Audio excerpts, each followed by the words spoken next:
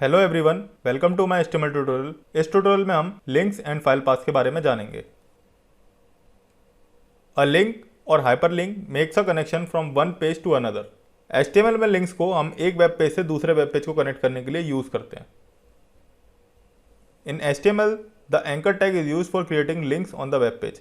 HTML में anchor tag का use करके हम लिंक्स को क्रिएट कर सकते हैं अपने वेब पेज पे। The href attribute makes the connection with other web page. Anchor tag में एक href एट्रीब्यूट होता है जो कि हमें एक वेब पेज से दूसरे वेब पेज को कनेक्ट करने की फंक्शनलिटी प्रोवाइड करता है।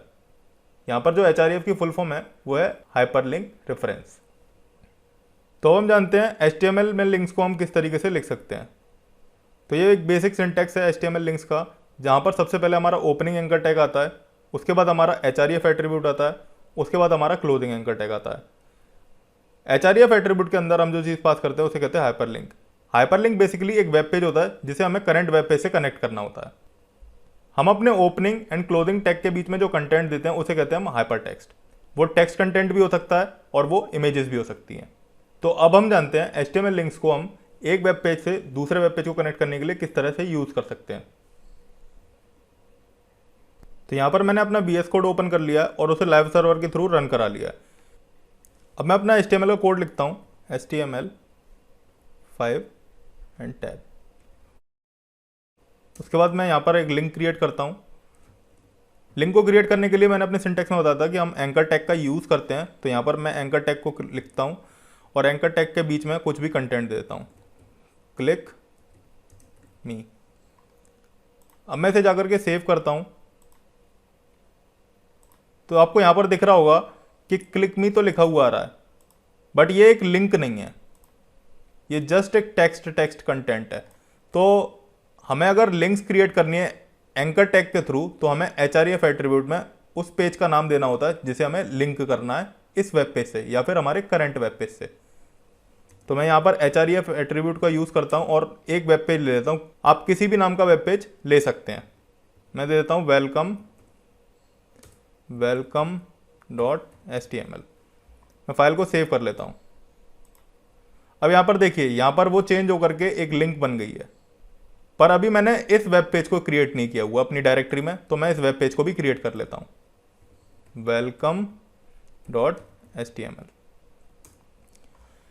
इस welcome.html में मैं अपना एक कोड लिख लेता हूँ, HTML5 एंड यहाँ पर मैंने एक कोड लिख लिया H1 में, वेलकम एडमिन।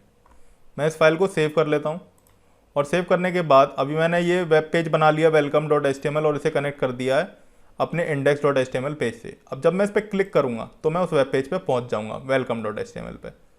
मैं आपको ये URL के थ्रू भी दिखा देता हूँ कि यहाँ पर जो पेज आ रहा है वो index.html है, जो कि हमारे टेक्स्ट एडिटर में आ रहा था। ये रहा एंड welcome.html जब मैं इस लिंक पे क्लिक करूँगा तो हम welcome.html पे पहुँच जाएंगे, जो कि ये वेब पेज है।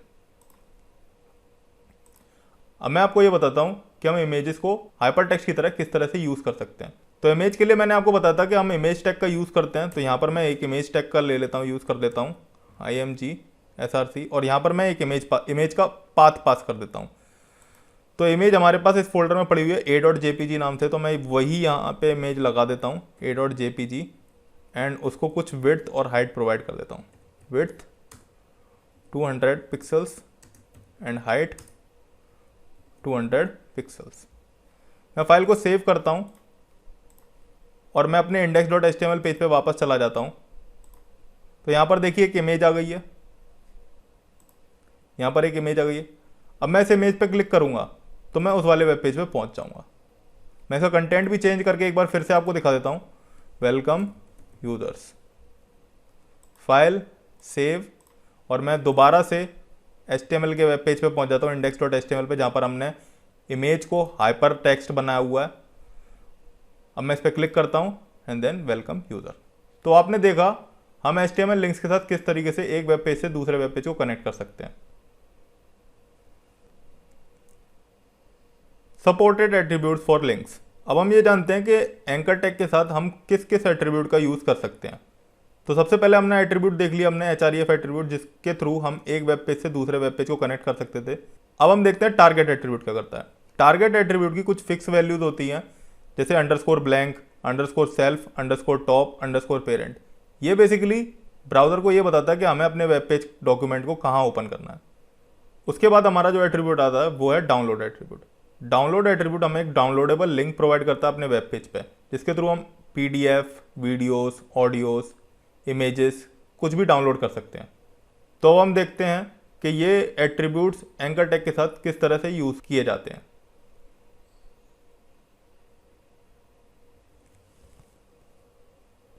तो अगेन हम VS कोड में आ गए हैं।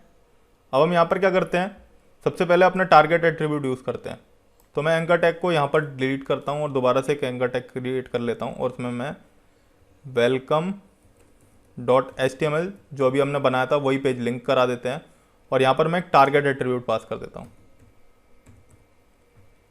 टारगेट, तो इसकी मैंने 4 वैल्यूज बताई थी, underscore blank, underscore self, underscore top और अंडरस्कोर पेरेंट। तो मैं सबसे पहले अंडरस्कोर ब्लैंक यूज़ करता हूँ और यहाँ पर दे देता हूँ क्लिक मी। तो अब मैं फाइल को सेव कर लेता हूँ एंड यहाँ पर हमारे पास क्लिक मी आ गया है क्योंकि मैंने यहाँ पर क्लिक मी दे रखा है। अब जब मैं इसे क्लिक करूँगा तो ये जो हमारा वेब पेज था ये हमारा एक गूगल क्रोम में नए टैब में ओपन हुआ है। वो किसकी वजह से हुआ, वो इस target is equal to underscore blank की वजह से हुआ है। अंडरस्कोर ब्लैंक वैल्यू देने से ही हमेशा हमारा जो वेब पेज होगा वो एक अलग टैब में ओपन होगा। इसकी जो बाय डिफ़ॉल्ट वैल्यू होती है वो होती है underscore self. Underscore self they देता हूँ मैं यहाँ पर और यहाँ पर फाइल को सेव करता हूँ। इस वेब पेज को मैं क्लोज कर देता हूँ और इसे रिफ्रेश करने के बाद दोबारा से इस पर क्लिक करता हूँ तो ये उसी वेब पेज में ओपन होगी। तो अंडरस्कोर सेल्फ में क्या होता है कि वो अपने सेल्फ डॉक्यूमेंट में ओपन होती है और इसके बाद मैं अगर जो उसकी नेक्स्ट वैल्यू थी टॉप वो देता हूँ तो टॉप और सेल्फ बेसिकली एक ही तरीके की फंक्शनलिटी प्रोवाइड करती है, हमें जो लिंक्स होती है वो उसी वेब पेज पे ओपन करा देती है। अब बात करते हैं हम अंडरस्कोर पेरेंट। अंडरस्कोर पेरेंट में क्या होता है, ये लिंक अपने पेरेंट टैग में ओपन होगी। मैं इसे सेव कर लेता हूं। जब मैंने यहाँ पे क्लिक किया अंडरस्कोर पेरेंट देने के बाद तो ये देखिए ये इसी टैब के अंदर ओपन हो गई। ऐसा क्यों हुआ, क्योंकि ये एंकर टैग का जो पेरेंट था हमारा ये बॉडी टैग था।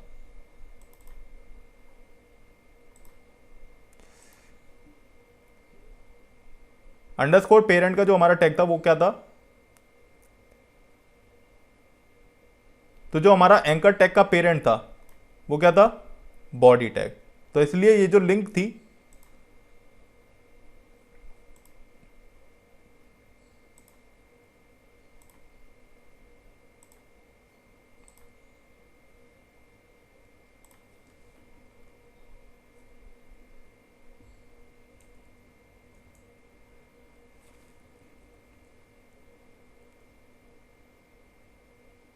अब जो टारगेट एट्रीब्यूट है हम उसकी चौथी वैल्यू यूज करते हैं। अब जो टारगेट एट्रीब्यूट है हम उसकी फोर्थ वैल्यू को यूज करते हैं जिसका नाम है अंडरस्कोर पेरेंट। अब अंडरस्कोर पेरेंट में क्या होता है कि ये जो टैग है एंकर टैग ये लिंक को अपने पेरेंट टैग में ओपन करेगा और यहाँ पर इसका पेरेंट टैग कौन सा है, बॉडी टैग, बिकॉज ये इसके अंदर में है। अब मैं क्या करता हूँ, इस फाइल को सेव करता हूँ और जैसे मैं क्लिक करूँगा ये देखिए ये अपने उसी टैब में ओपन हो गया, बिकॉज यहां पर क्या है, यहां पर बॉडी एलिमेंट इसका पेरेंट है।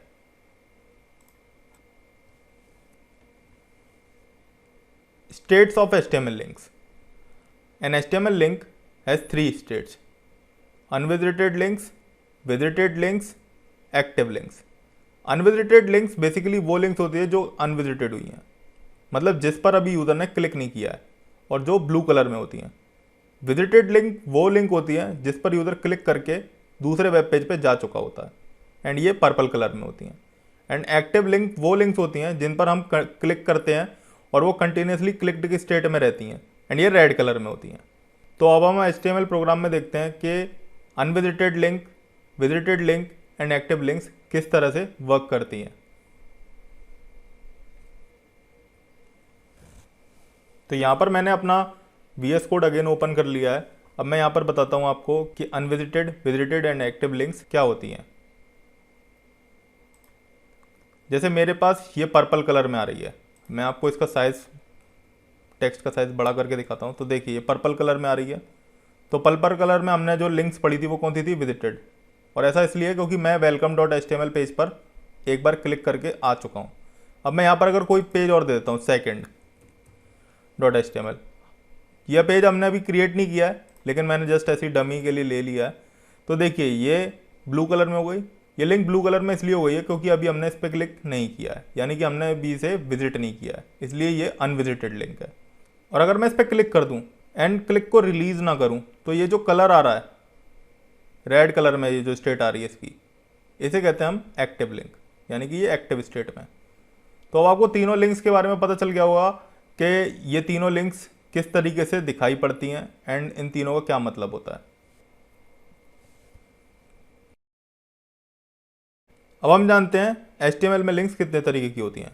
HTML में लिंक्स दो तरीके की होती हैं। सबसे पहली होती है इंटरनल लिंकिंग और दूसरी होती है एक्सटर्नल लिंकिंग। इंटरनल लिंकिंग में क्या होता है, जब हम लिंक को क्लिक करते हैं तो हम उसी वेब पेज के किसी सेक्शन पर पहुंच जाते हैं। वहीं पर एक्सटर्नल लिंकिंग के थ्रू हम एक वेब पेज से दूसरे वेब पेज को कनेक्ट कर देते हैं।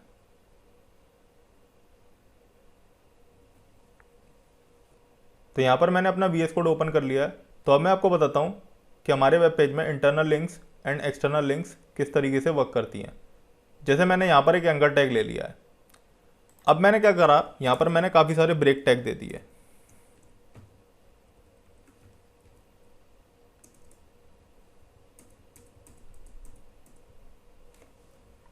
इसे कॉपी कर लेता हूँ, then paste paste paste paste paste paste paste paste. अब मैं यहाँ पर अपना एक पैराग्राफ एंड उसके अंदर एक कंटेंट डाल देता हूँ, lorem 200। मैं फाइल को सेव करा लेता हूँ और ये हमारे पास कंटेंट आ चुका है नीचे। ये lorem 200 आ गया। मैं 200 वर्ड्स ले लेता हूँ, हाँ सेव करा लेता हूँ मैं। ये हमारे पास 200 वर्ड्स का एक पैराग्राफ आ गया। अब मैं चाहता हूँ कि मैं इस लिंक पे क्लिक करूँ और मैं इस वेब पेज के इस सेक्शन पे पहुँच जाऊँ। तो इसे कहते हैं इंटरनल लिंकिंग, जो कि सेम वेब पेज पे हो रही है। तो उसके लिए मैं क्या करता हूँ, ID एट्रीब्यूट लेता हूँ। ID एट्रीब्यूट के बारे में जब हम CSS के बारे में पढ़ेंगे तब हम जानेंगे कि ID एट्रीब्यूट किस तरीके से काम करता है। तो ID एट्रीब्यूट में मैं कोई भी वैल्यू पास कर देता हूँ। जैसे मैं पास कर देता हूँ कंटेंट। अब मैं एंकर टैग में जाता हूँ और href में उस ID में जो वैल्यू पास करी है कंटेंट, उसे पास कर देता हूँ एंड उसके आगे हैश लगा देता हूँ। अब मैं फाइल को सेव कर लेता हूँ। अब फाइल को जब मैं सेव करूँगा और मैं यहाँ पर क्लिक करता हूँ तो देखिए मैं डायरेक्ट उस सेक्शन पे पहुँच रहा हूँ, उस वेब पेज के जिसको मुझे एक्सेस कराना था इस लिंक के थ्रू। तो आपको पता चल रहा होगा कि इंटरनल लिंकिंग हमारे वेब पेज पे किस तरह से वर्क करती है। अब हम एक्सटर्नल लिंकिंग की बात कर लेते हैं। एक्सटर्नल लिंकिंग तो अभी तक हम देख ही रहे थे कि हम दूसरे वेब पेज को कनेक्ट कर देते हैं। मैं यहाँ पर फिर से वेलकम डॉट HTML दे देता हूँ और मैं इसे डिलीट कर देता हूँ। फाइल सेव एंड मैं इस पर दोबारा से क्लिक करता हूँ वेलकम डॉट HTML। मैं दूसरे वेब पेज पे पहुँच गया। तो एक्सटर्नल लिंकिंग में क्या होता है, हम एक वेब पेज से दूसरे वेब पेज को कनेक्ट करते हैं। वहीं पर इंटरनल लिंकिंग में हम सेम वेब पेज के किसी सेक्शन को एक्सेस करते हैं। अब हम जानते हैं HTML में फाइल पाथ्स क्या होते हैं। A file path specifies the location of a file inside a web folder structure. It's like an address of a file which helps the web browser to access the file. जैसा कि आप लोगों को नाम से क्लियर हो रहा होगा कि फाइल पाथ क्या होता है। फाइल पाथ के अकॉर्डिंग हमारा वेब ब्राउज़र फाइल को एक्सेस करता है। There are two types of file paths. सबसे पहला होता है एब्सोल्यूट पाथ। ये जो होता है ये पूरी की पूरी फाइल का पाथ देता है। जैसे मैं एग्जांपल के तौर पे बताऊं तो अगर हम अपने हार्ड डिस्क में कोई भी फाइल एक्सेस करते हैं तो उसमें C लोकल डिस्क जो भी लिखा था वो पूरा का पूरा एब्सोल्यूट पाथ है। उसके बाद आता है relative path. Relative path basically location जो होती है हमारी वेब फोल्डर की उसके रिलेटिव हम पाथ देते हैं फाइल को, उन्हें रिलेटिव पाथ कहते हैं। जब भी हम वेबसाइट बनाते हैं तो फाइल्स के लिए रिलेटिव पाथ सबसे ज़्यादा रिकमेंडेड किया जाता है, बिकॉज रिलेटिव पाथ्स के थ्रू हमारे वेबसाइट को जब हम ऑनलाइन सर्वर पर चलाते हैं तो कोई भी एरर नहीं आती है। अभी आप लोगों को ये टॉपिक क्लियर नहीं हो रहा होगा बिकॉज ये थ्योरेटिकल पोर्शन है, हम प्रैक्टिकल अप्रोच के थ्रू इसे समझते हैं कि फाइल पाथ बेसिकली होता क्या है।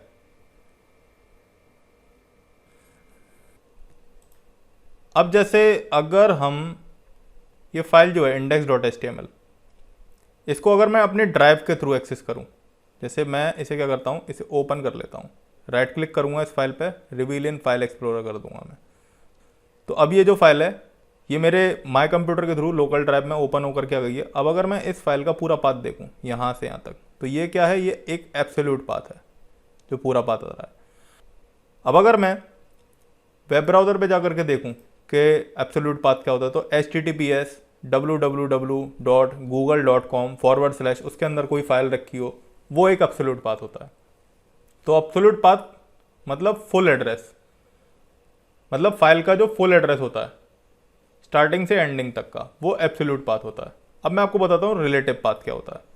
रिलेटिव पाथ में क्या होता है, हमने इस फाइल को अपने प्रोजेक्ट फोल्डर में रख लिया एंड उस फाइल को हम नाम के थ्रू लिंक करा रहे हैं, तो वो होता है रिलेटिव पाथ। जैसे कि मैंने यहां पर welcome.html को लिंक कराया, मैं अगर इसको,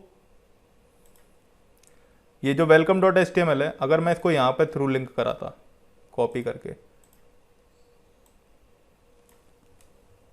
तो ये क्या था, ये एक एब्सोल्यूट पाथ था।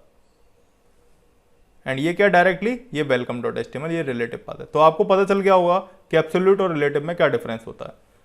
हम काम मोस्टली जब भी हम वेबसाइट बनाते हैं तो हम मोस्टली रिलेटिव पाथ के साथ ही वर्क करते हैं।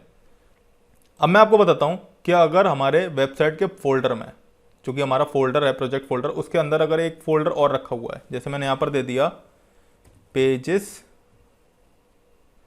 या फिर वेलकम स्क्रीन, मैंने वेलकम स्क्रीन नाम से एक फोल्डर दे दिया और मैंने एक और फोल्डर दे दिया उसके बाहर ही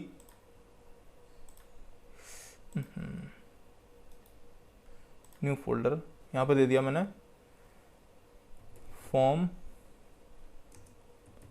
स्क्रीन। तो मैंने दो फोल्डर बना लिए। अब मैं अगर इस फॉर्म स्क्रीन के अंदर मैं एक फाइल बनाता हूं, मैं इस फॉर्म स्क्रीन के अंदर एक फाइल बनाता हूं form1.html, और मैं वेलकम स्क्रीन के अंदर एक फाइल बनाता हूं welcome1.html, और मैं form1 के अंदर एक कोड लिख देता हूं HTML5, और यहां पर मैं h1 टैग में लिख देता हूं form1 पेज। फाइल को सेव कर लेता हूं। वहीं पर मैं welcome1.html, जो कि हमने वेलकम स्क्रीन नाम से पेज में बनाया था, उसमें भी कुछ कोड लिख लेता हूं welcome1 पेज।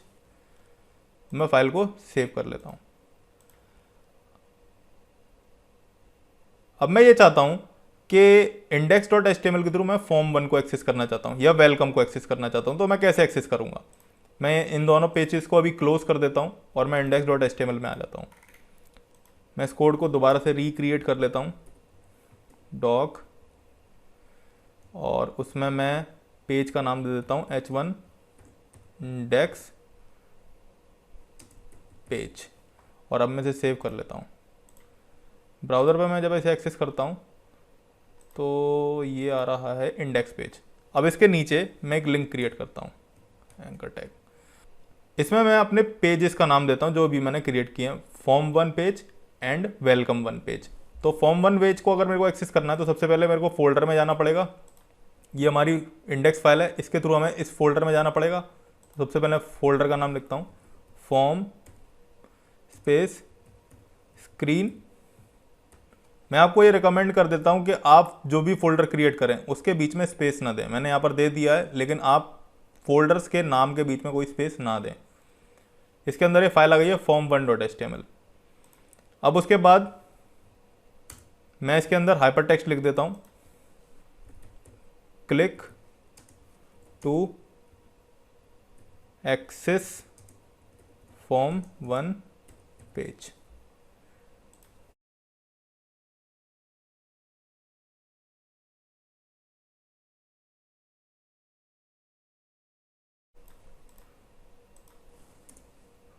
उसी की तरह मैं यहाँ पर अपने वेलकम वन पेज के लिए भी लिंक क्रिएट कर लेता हूँ।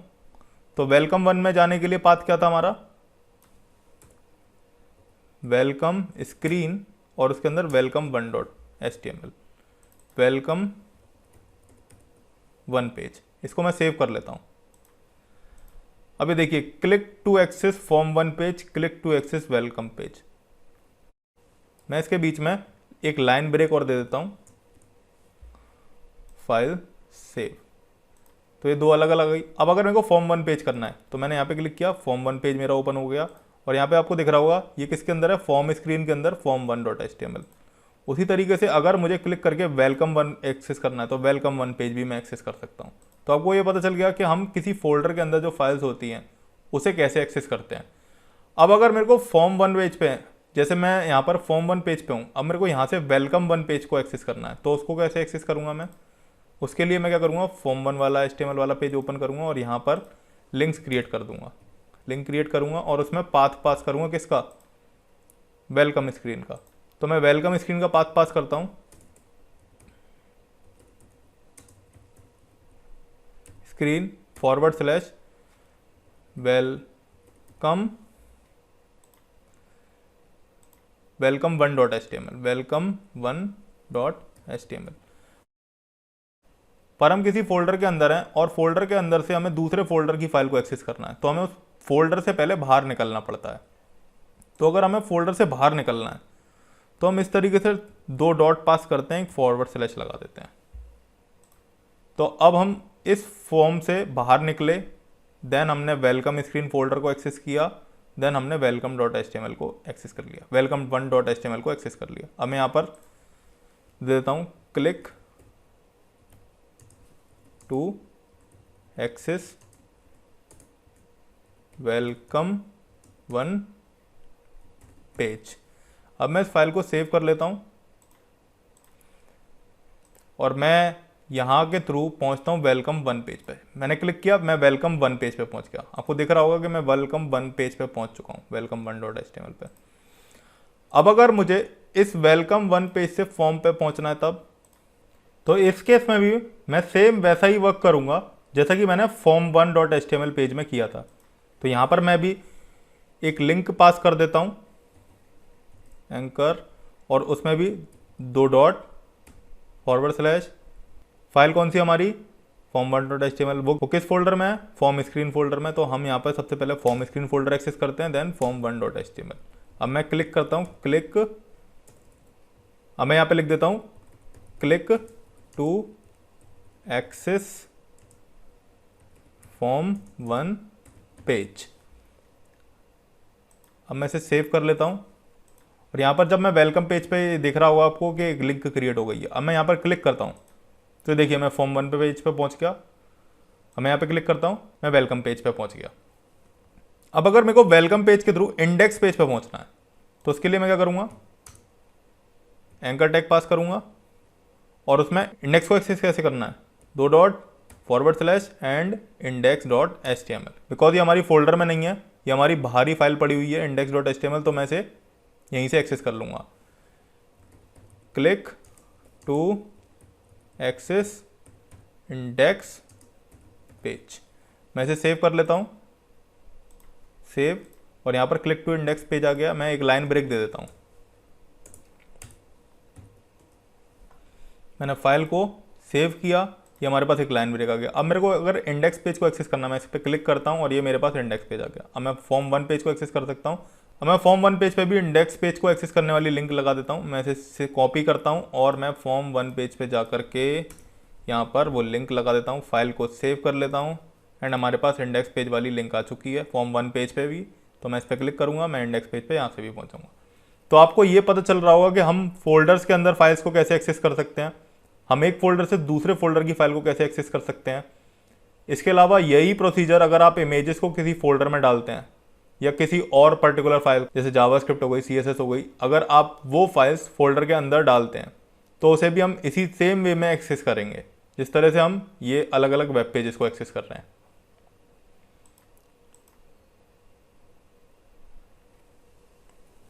तो अब आप लोगों को ये क्लियर हो गया होगा कि हम HTML में एक वेब पेज को दूसरे वेब पेज से कैसे कनेक्ट करते हैं लिंक्स के थ्रू, एंड उन लिंक्ड पेजेस को नाम किस तरह से देते हैं। हमेशा हम जो फाइल का नाम होता है वो रिलेटिव पाथ के अकॉर्डिंग फॉलो करते हैं।